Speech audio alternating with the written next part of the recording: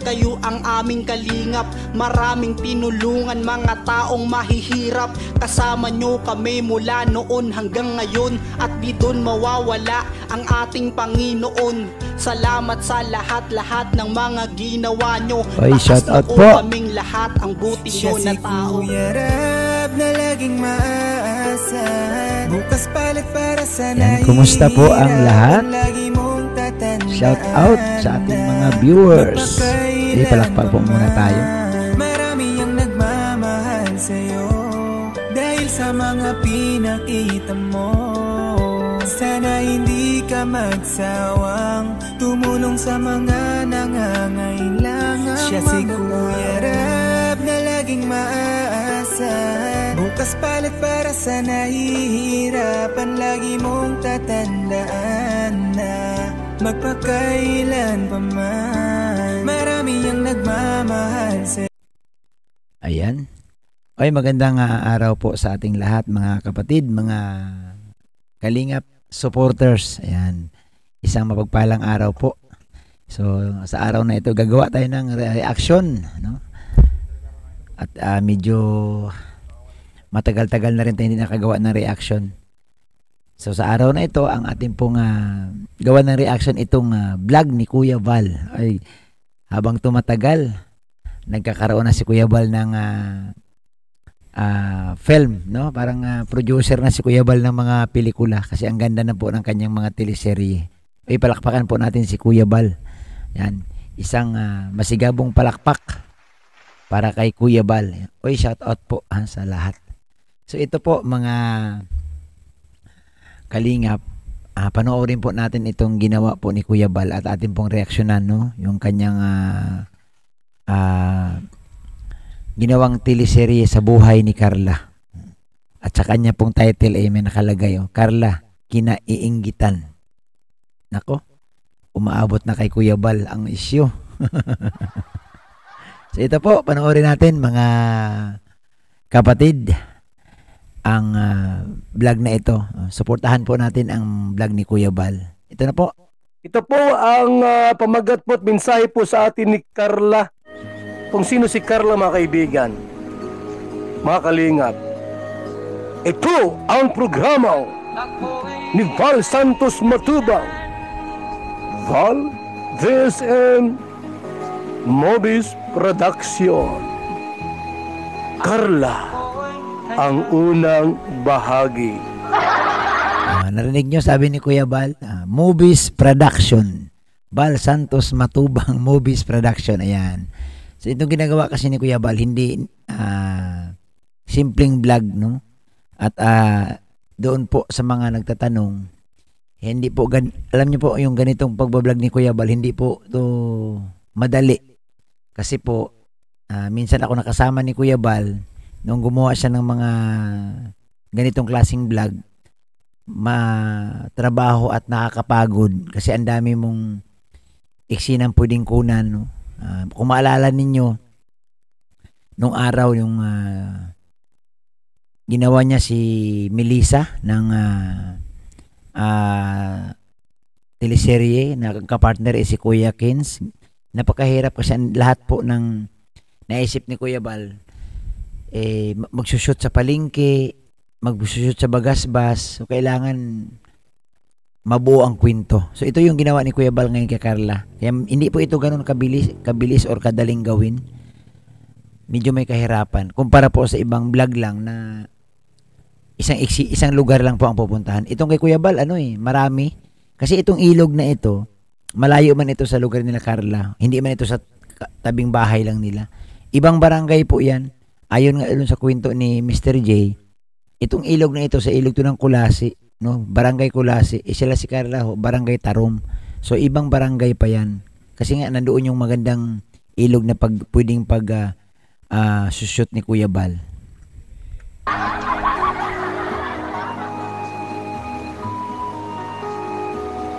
Lar, 18 years old. 18? Ako po ay panganay. Pag sinabing 18 po, dumaan sa 18, 17, 16, 15. Hindi pwedeng maglaktaw po mga kalingap o lumundag ng isang guhit.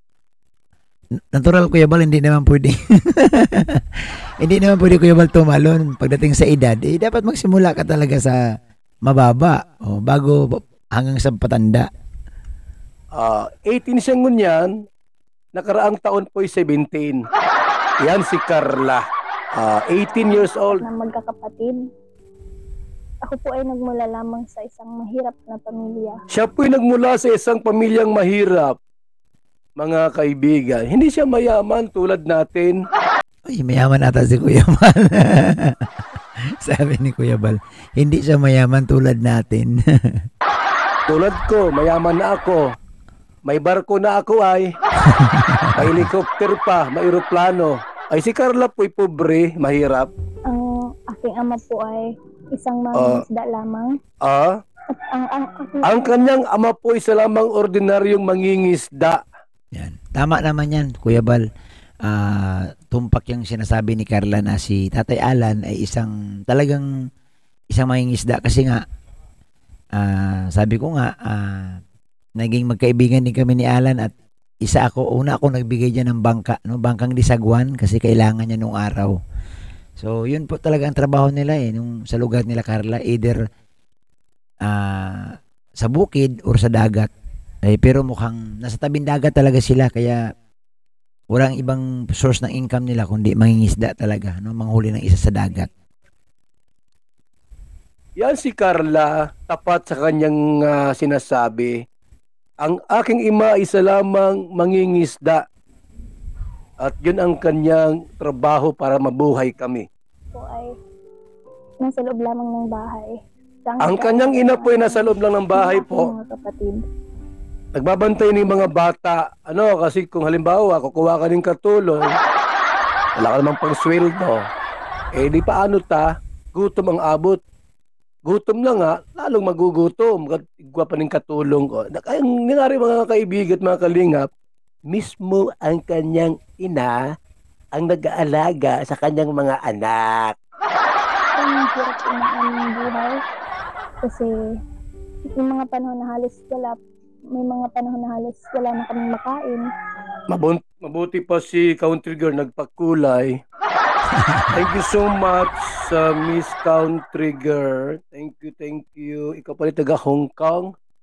So dito mga kapatid, mga kalingap, no, isinalaysay po ni Carla na dumaan din talaga sila sa hirap ng buhay. No? Hindi po tipong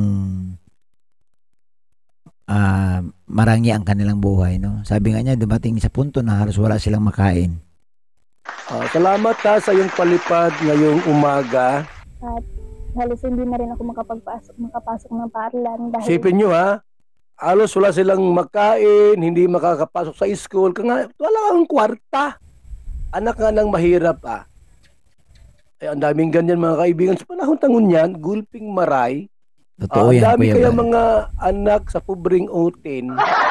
Tulad namin, ang tatay ko, ordinaryong para kapila yung nanay ko, ordinaryong para simba. Walang kwarta. Gulping aki, maraming anak po, sunod-sunod parang agdan. Isang kukuha ng pagkaon, kung ganyan ang sistema sila Carla po ay dumanas din po ng katakot-takot na hirap sa buhay tulad natin po ng mga pobre.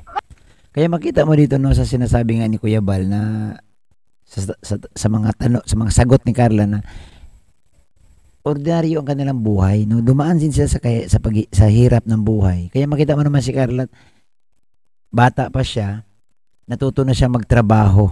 Isa yan sa mga patanan, sabi ko nga na pag summer or walang pasok, naghahanap ito ng trabaho. Ang nagwinto naman ito, yung kanyang nanay, no?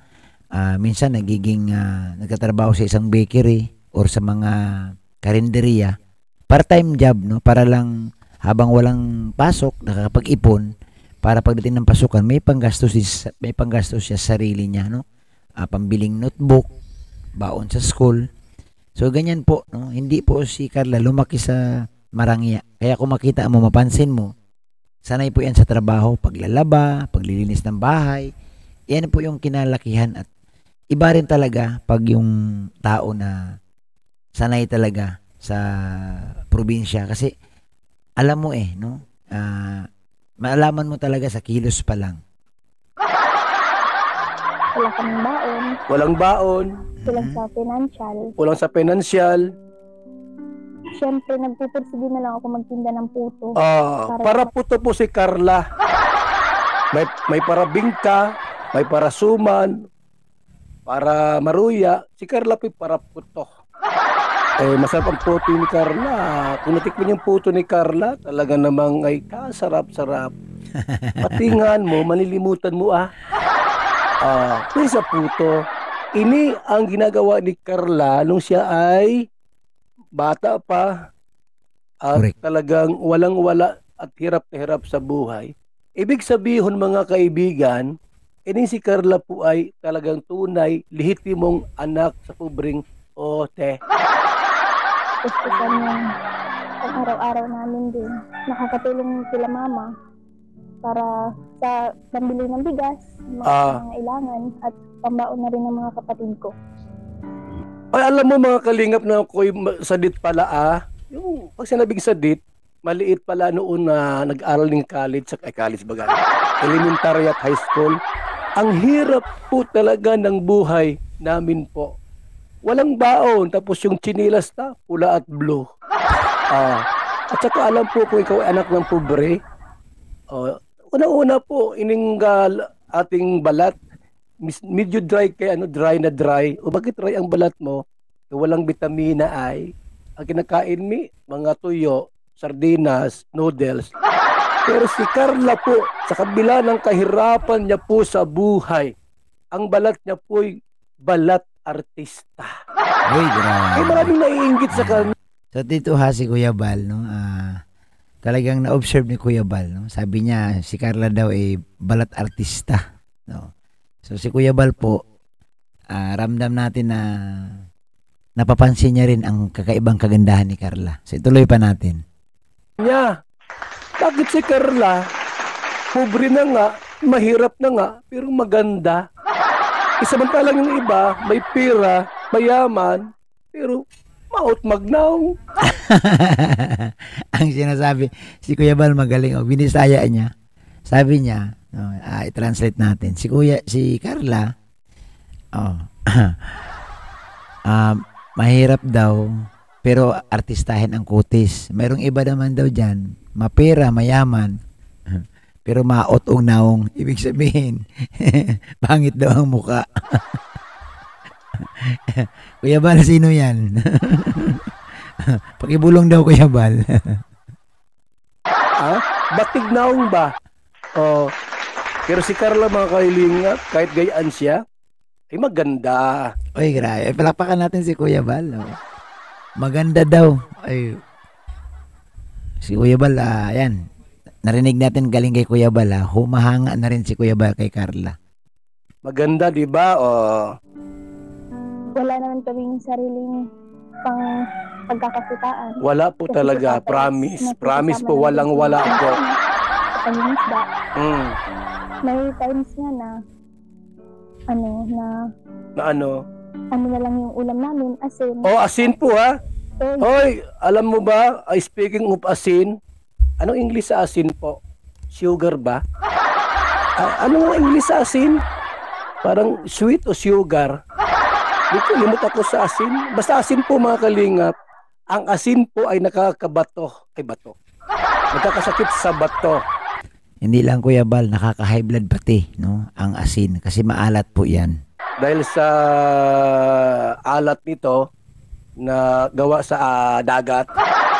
Pag everyday po, araw-araw asin ang ulam mo, abay, pwede kang magkaroon ng sakit sa bato. At ikakamatay mo. Ay, salt pala. Sabi ni Jean Estordiban, kuya, ang English sa asin, salt. Ay, salamat. Akala ko, di ko alam. So, akala ko, sugar. Sobrang hirap ng buhay. Tapos makikita mo yung mga kapatid mo na umiiyak kasi nagugutom sila. Yun ang masakit sa lahat, mga kaibigan. Totoo yan, no?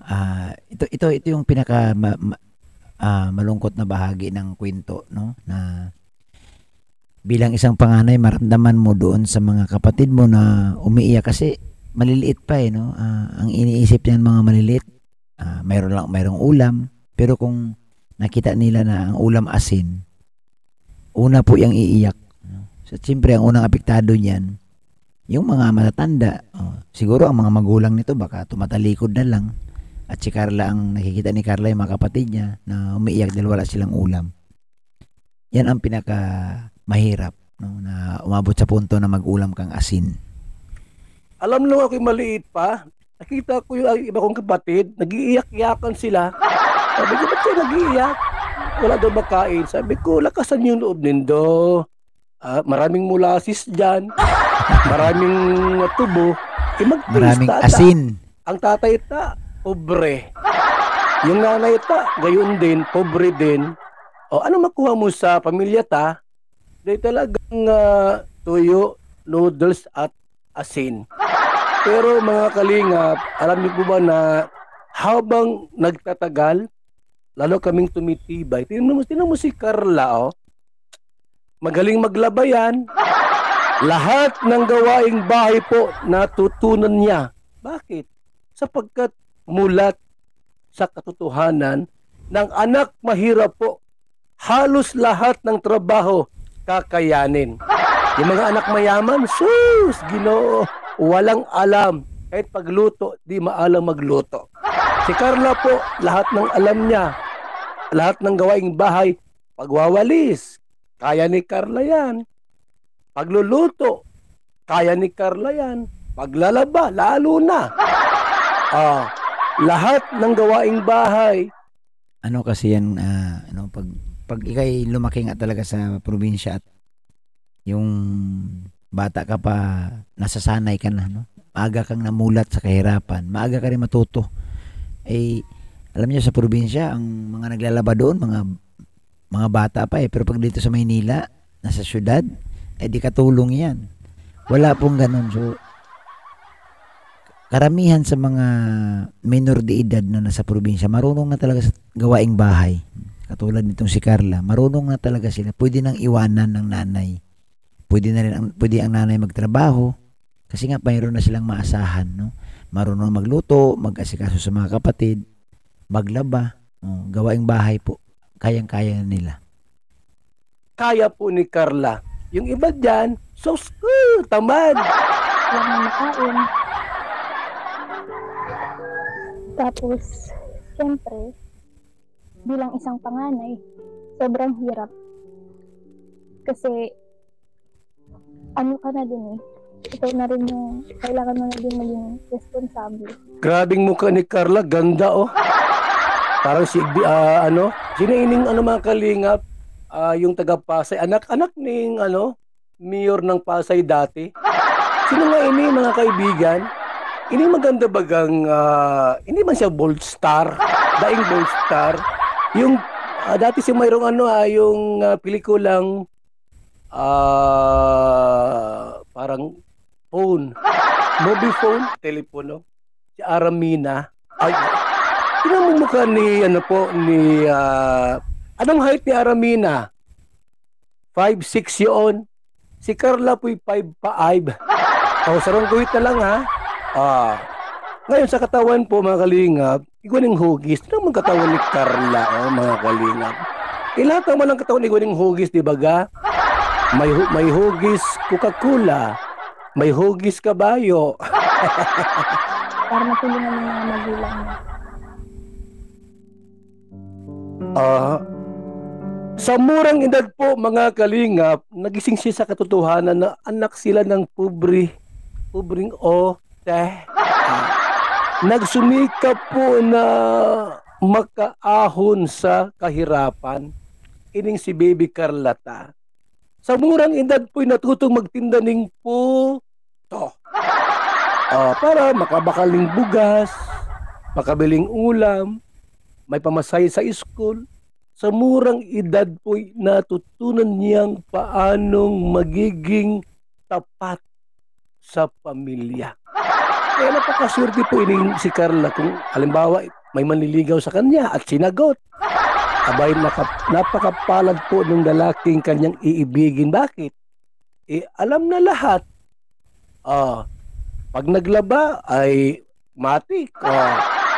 Lahat ng gawaing bahay at pagninegosyo po. Ang isang bata po mga kaibigan na mayroong talento sa pagninegosyo habang buhay niya nang dadalhin. Yun, tama yan si Kuya Bal, no? Lalo't marunong na, no? Marunong sa pagtitinda at hindi mahihain magtinda. Oo, di mahihain magtinda. Malaki po ang pag-asa talaga na pag lumaon, magiging negosyante.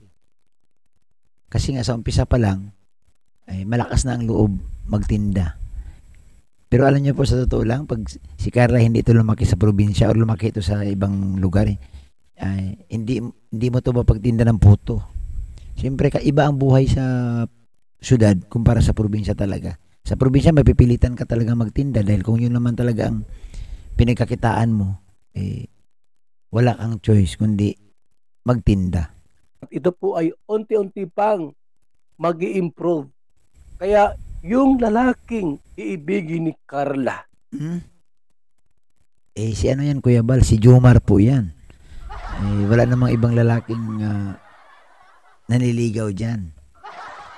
Maswerte si Papa Joms kay Carla. Yan po sabi ni Kuya Bal. Mamahalin niya habang panahon. Bakit po? Sapagkat na kay Carla na po ang lahat. Kaya sabi ko sa sarili ko, pag nakapagtapos ako ng pag-aaral, magpupursige talaga ako. Magpupursige ako magtapos ng pag-aaral para lang matulungan sila mama. May angat sila. Uy, bihira ang ganyang babae mga kalingap. Bibihira po sa mga babae, sa mga lalaki din po na mayroong ganong kaisipan. Nang hangarin po'y matulungan, matabangan ining pamilyang naghihikahos. Super poor. Over po. Sobrang kahirapan po ng buhay. Ini si Carla. Dama na po kung gaano. Sana marami pang ganito, ano? Mayroong message po si Alone in Japan. Inggit po yan sila Kuya Bal. Kaya ganyan na lang po yan sila manira sa kalingap. Di na lang sila tumulong sa mga taong naghihirap sa buhay. Correct. Relate po ako dahil mahirap lang din ako. Mahirap lang din po ako. Pare-parehas tayo mahirap. Ako mahirap din. Anak din sa pobreng Okay, good morning sa ating lahat. Shout out muna sa ating lahat mga kalingap. Good morning sa ating mga... So yun po, no, mga kapatid, mga kalingap na itong live ni Kuya Bal. And talagang good vibes itong live ni Kuya Bal, para sa lahat ng viewers. Inilahad niya yung kwento ni Carla. Makita mo talaga dito, no, yung kanilang kwento na yung kahirapan na ranasan nila. At ito na nga, sa kabila ng kahirapan, may mga blessing na dumating na bago ang kanilang buhay. Yung pangarap ng lahat na magkaroon ng matinong bahay na ganap. At natulungan si Carla ng mga nagmamahal, no? Lalo na po ang mga sponsor ni Carla at ni Jomar. So mga kapatid, mga kalingap, no? Sa puntong ito, siguro sa kwento ni Carla sa kanyang buhay, hindi niya deserve na laitin or ibabas, no? Ang kwento ng kanyang buhay pwede nating mapagpulutan ng aral kasi nga ikinuwento niya lang yung kanyang kahirapan. Hindi po siya lumaki sa luho, hindi po siya naging tamad, or hindi siya yung tipong palabarkada. Kumbaga siya sa bahay, sa eskwelahan lang, pag walang pasok naghahanap ng trabaho, kumbaga naghahanap ng sideline, no? So sana, no, sa ating mga viewers, sa lahat, no, in general, wag na po natin ibas kasi isa rin ito sa mga request ni Kalinga Prab na sana wag naman natin ibas, lalo na itong mga angels kasi sila po'y mga bago at wala naman silang channel para sila'y sumagot doon sa mga viewers din na nababasa kanila. So maraming salamat sa inyong lahat. Sana po'y gusto nyo ating reaction sa gabing ito. No? Sana kasama kayo sa tumawa. Kasama si Kuya Bal sa kanyang live. So maraming salamat sa lahat. Isang mapagpalang gabi po sa ating lahat.